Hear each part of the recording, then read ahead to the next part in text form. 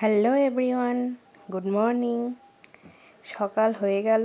তো সকাল বলতে তো আমাদের বেলা 12টা, কারণ মেয়ে রাতে ঘুমোয় না, সকালে ঘুমোয়। তো এখন ওকে তোলার চেষ্টা করছি, উঠছে না। এত ঘুম, রাতে তো থাকলে ভালো হয় ঘুমটা, তাও ঘুমোচ্ছে না, ঘুমে ঘুমে আসছে। আর কী করব, যাই হোক নিজের ঘরের কাজকর্ম শুরু করে দিই।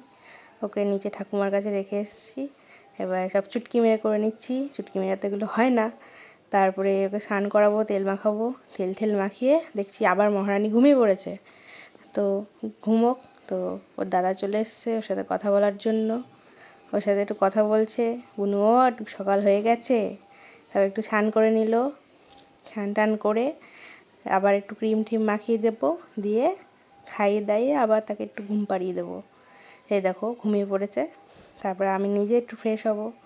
ফ্রেশ হয়ে দেখি আবার উঠে পড়েছে, উঠে আমার সাথে খেলা করছে। এবার সন্ধে হয়ে গেছিলো, সন্ধেবেলা আবার একটু ঘুমিয়ে পড়েছিল। ওর তো এখন খাওয়া দাওয়া ঘুম ছাড়া কোনো কাজ নেই। তো আবার উঠে পড়ে হাসছে, খেলাধুলো করছে আমার সাথে। তারপরে আবার হয়তো ঘুমিয়ে পড়বে। ওর এখন ঘুমোনো, খাওয়া আর কিছু নেই ওর। তো ওর বাবা আজ সন্ধেবেলা ওর জন্য একটা খেলনা নিয়ে এসেছিলো।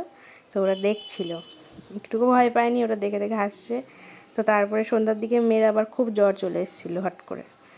তো রাত হয়ে গেছে, তো ওকে ড্রেস পরিয়ে দিলাম। কান্নাকাটি করছে, খুব শরীরটা খারাপ। এখন তো ডাক্তার পাওয়া যাবে না, তো কালকে ডাক্তারের কাছে নিয়ে গেছিলাম। তো জ্বর 103 জ্বর ছিল। তারপর দেখলাম একটু ঘুমিয়ে পড়লো, ওষুধ খাইয়ে